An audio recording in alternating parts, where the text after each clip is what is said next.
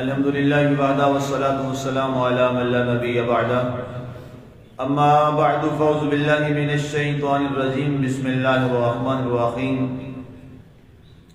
من ذا الذی یقرض اللہ قرضا حسنا فیضاعفہ لہ ولہ اجر کریم۔ کوئی ہے جو اللہ کو قرض حسنہ واپس کرنے ہی کی نیت سے دے تو اللہ تعالیٰ اس کے لیے اس میں دگنا اضافہ فرمائے گا، جبکہ اس پر مسرت اور انتہائی عزت والا زیادہ اجر اور ثواب بھی عطا فرمائے گا۔ آج ہماری سورہ الحدید کی آیہ مبارکہ نمبر 11 کی تلاوت و ترجمہ کا شرف نصیب ہوا۔ سامعین، گزشتہ ہمارے درس مبارک میں گفتگو ہماری چل رہی تھی، اللہ تعالیٰ نے فتح مکہ سے پہلے اللہ کے نبی صلی اللہ علیہ وسلم کے صحابہ کا ذکر کیا کہ انہوں نے فتح مکہ سے قبل جو اللہ کی راہ میں مال خرچ کیا اور جہاد کیا، ان کا مقام ان سے کہیں زیادہ ہے جنہوں نے فتح مکہ کے بعد مال خرچ کیا یا جہاد کیا۔ اب اس کے بعد جو ہے مبارکہ اللہ تعالیٰ نے ارشاد فرمایا، اس کا تعلق بھی اللہ کی راہ میں خرچ کرنے سے، اور رب ذوالجلال نے ایک بڑے اچھے لفظ سے اس کو تعبیر فرمایا، لفظ قرض سے اللہ نے اس کو بیان فرمایا اور ارشاد ہوا من ذا الذی یقرض اللہ قرضا حسنا، کون ہے جو اللہ تعالیٰ کو قرض حسنہ دے۔ اب قرض کیا ہوتا ہے؟ قرض یہ ہوتا ہے کہ آپ کسی کو کوئی پیسہ دیں اس نیت کے ساتھ کہ اس کو وہ واپس لوٹائے گا، اسے قرض کہا جاتا ہے۔ اب یہ قرض تو ظاہر ہے انسان ایک دوسرے سے لیتے ہیں، ایک انسان کو ضرورت ہے وہ دوسرے سے لیتا ہے اور جب اپنی ضرورت کو پورا کر لیتا ہے تو پھر اس کو واپس کرتا ہے۔ تو کیا نعوذ باللہ اللہ تعالیٰ کی جو ذات ہے وہ کسی کی محتاج ہے؟ اس کو کیا کوئی ضرورت ہے کہ وہ اس سے لے رہا ہے؟ اللہ اس کو اس معنی میں تعبیر کر رہا ہے کہ اے لوگوں، جیسے تم دنیا میں کسی سے کچھ مال ضرورت کے وقت لیتے ہو اور پھر اس کو واپس لوٹاتے ہو، میرے ساتھ تمہارا معاملہ بھی یہ ہوگا کہ جو پیسہ تم اللہ کی راہ میں میری راہ میں خرچ کرو گے وہ میرے اوپر قرض ہے، میں اس کا بدلہ تمہیں واپس لوٹاؤں گا۔ سبحان اللہ، یہ اس معنی میں قرض ہے۔ اور فرمایا کہ جو مقروض ہوتا ہے وہ اتنا ہی قرض واپس کرتا ہے جتنا اس نے لیا ہوتا ہے، اضافی تو لینا ویسے ہی سود ہے، حرام ہے، ناجائز ہے، لیکن اللہ فرماتا ہے کہ میرا قرض لوٹانا کچھ اور انداز کا ہے۔ فرمایا میں رب ذوالجلال ہوں، جس شخص نے میری راہ میں 1 روپیہ خرچ کیا، مثال دے رہا ہوں، 1 درہم خرچ کیا، 1 دینار خرچ کیا، تو رب ذوالجلال فرماتا ہے میں جب اس کو واپس لوٹاؤں گا تو اس کو 10 گنا زیادہ کر کے واپس لوٹاؤں گا۔ اور ایک حدیث پاک میں آتا ہے، صحابی رسول صلی اللہ علیہ وسلم، یہ بخاری میں حدیث پاک ہے، یا رسول اللہ علیہ وسلم اللہ تعالیٰ کتنا لوٹائے گا واپس؟ فرمایا الی 10 امثال، 10 گنا تک اللہ واپس لوٹائے گا۔ پھر سوال کیا ایک اور نے، یا رسول اللہ علیہ وسلم کیا اس سے کچھ زیادہ بھی ہے؟ فرمایا ہاں، الی 100، فرمایا 100 تک اللہ تعالیٰ واپس 100 گنا اللہ زیادہ کر کے لوٹائے گا۔ پھر ایک صحابی کھڑے ہوئے، یا رسول اللہ علیہ وسلم اور کیا زیادہ؟ فرمایا اللہ تعالیٰ کی ذات 100 نہیں 1400 گنا تک زیادہ کر کے لوٹائے گا۔ کسی نے پھر سوال کر دیا، اللہ کے نبی نے فرمایا تمہاری ماں تم پہ روئے بیٹھ جاؤ، اللہ کی بارگاہ میں کوئی کمی ہے وہ کئی ہزار گنا تک بھی واپس کر کے لوٹا دے۔ یہ ہے اللہ کو قرض حسنہ دینا۔ لیکن اس کی شرط کیا ہے؟ وَأَنفِقُوا مَا مِن طَيِّبَاتِ مَا كَسَبْتُمْ، اور اللہ کی راہ میں وہ خرچ کرو۔ یہ سورہ بقرہ میں اس کا درس گزر چکا ہے، میں اشارہ کر رہا ہوں، لفظ وہاں پہ آیا ہے کہ طیبات، اللہ کی راہ میں وہ خرچ کرو جو پاکیزہ ہے۔ اللہ کی راہ میں وہ مال خرچ کرنا ہے جو طیبات ہے، پاکیزہ ہے، صاف ستھرا ہے۔ کہیں ایسا نہ ہو کہ جناب حرام کی کمائی ہے چلیں جی اللہ کی راہ میں دے، نہیں، اللہ تعالیٰ اس کو قبول نہیں فرمائے گا۔ اللہ تعالیٰ کی راہ میں خرچ کرو، من طیبات ما کسبتم، اس پاک مال سے جو تم کماتے ہو، جو تم نے کمایا، چاہے نوکری کر کے، ملازمت کر کے، کاروبار کر کے، کسی بھی انداز سے کمانے کا طریقہ کیا ہے؟ پاک ہے، پاکیزہ ہے، حلال ہے۔ فرمایا جب تم حلال میں سے اللہ کی راہ میں خرچ کرتے ہو تو رب ذوالجلال اس کا بدلہ تمہیں کئی گنا تک واپس لوٹا دے گا۔ اس لیے سرکار سے پوچھا گیا یا رسول اللہ صلی اللہ علیہ وآلہ وسلم، سب سے اچھا تیری راہ میں خرچ کرنا، اللہ کی راہ میں جو خرچ کرنا ہے وہ کب ہے اور کیا ہے؟ یہ صحیح مسلم میں یہ حدیث پاک موجود ہے، ابو ہریرہ رضی اللہ تعالیٰ عنہ سے سرکار دو عالم صلی اللہ علیہ وآلہ وسلم نے فرمایا اللہ کی راہ میں اس وقت خرچ کرو جب تم امیر تو نہیں ہو لیکن تمہاری تمنا ہے کہ اللہ ہمیں غنی کر دے، اگر یہ تمہاری تمنا ہے تو اس وقت اللہ کی راہ میں خرچ کرو۔ اور دوسری بات، ہمارے ہاں تو یہ ہے نا کہ جی امین ہوں گے تو پھر اللہ کی راہ میں خرچ کریں گے، نہیں، اللہ کے رسول نے اس کے برعکس بات فرمایا اگر تمہارے اوپر کبھی تنگ دستی آ جائے تو فرمایا تنگ دستی کو دور کرنے کا ایک ہی علاج ہے، جو تھوڑا بہت ہے وہ اللہ کی راہ میں خرچ کرو۔ گزشتہ درس میں ایک واقعہ بھی اس صحابی کا سنایا تھا آپ کو کہ ان کے پاس صرف 2 درہم تھے تو حضور نے فرمایا یہ دونوں ہی اللہ کی راہ میں خرچ کرو۔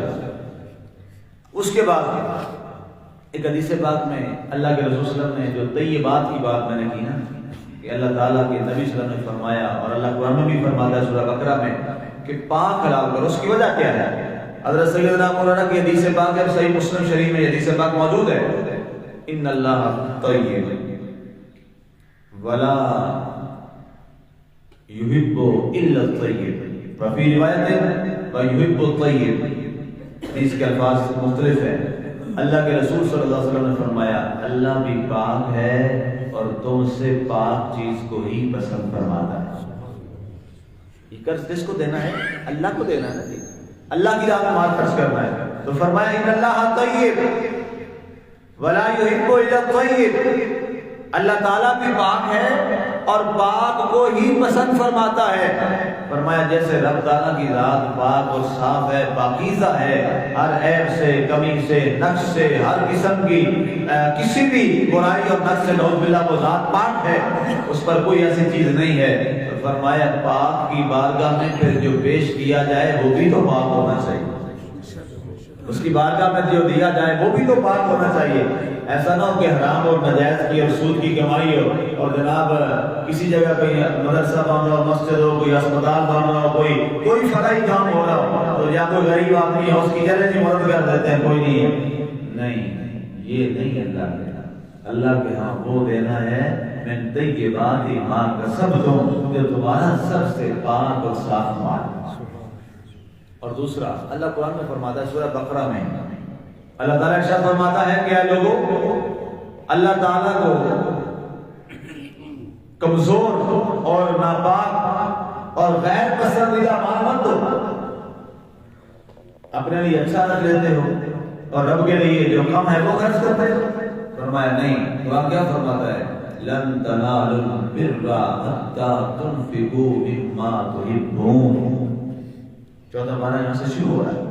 فرمایا تم کبھی بھی ہرگز نیکی کو نہیں پہنچ سکتے ہو، اللہ کی بارگاہ میں تمہیں نیکی کبھی نصیب نہیں ہوگی، مولا کب نیکی نصیب ہوگی؟ فرمایا یہاں تک کہ حتی تنفقوا مما تحبون، جو تمہیں سب سے زیادہ پسند ہے اللہ کی راہ میں وہ خرچ کرو۔ حضرت خلیل اللہ کے پیارے خلیل حضرت سیدنا ابراہیم علیہ السلام جب اللہ تعالیٰ نے کو آزمایا، آپ پہ بڑی آزمائشیں آئی ہیں، بہت ساری آزمائشیں آئی ہیں بے شمار، اس کی مثالیں ہیں، کبھی نار نمرود میں ڈال دیا، کبھی کوئی آزمائش، کبھی کوئی آزمائش۔ تو جب یہ قربانی والا معاملہ ہوتا ہے تو اس کا کیا سینیریو ہے؟ خواب میں اللہ کے نبی کے خواب جو ہوتے ہیں وہ بھی سچے ہوتے ہیں، انہوں نے اس پہ عمل کرنا ہوتا ہے۔ خواب میں اللہ فرماتا ہے کہ جو تمہیں سب سے زیادہ پسند چیز ہے وہ اللہ کی راہ میں خرچ کرو۔